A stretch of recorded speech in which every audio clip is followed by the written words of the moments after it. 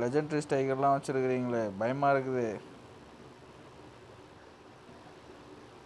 ஷமா சுல்தான் பாய். ஆடடா சுல்தான் பாய். ஐயா என்ன சுல்தான் பாய்,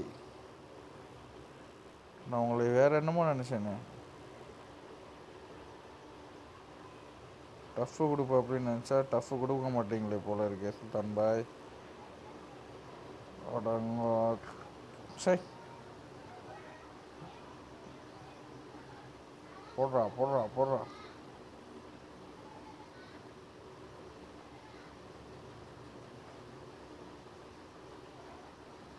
ரெட்டை கரெக்டாக போடுறான்.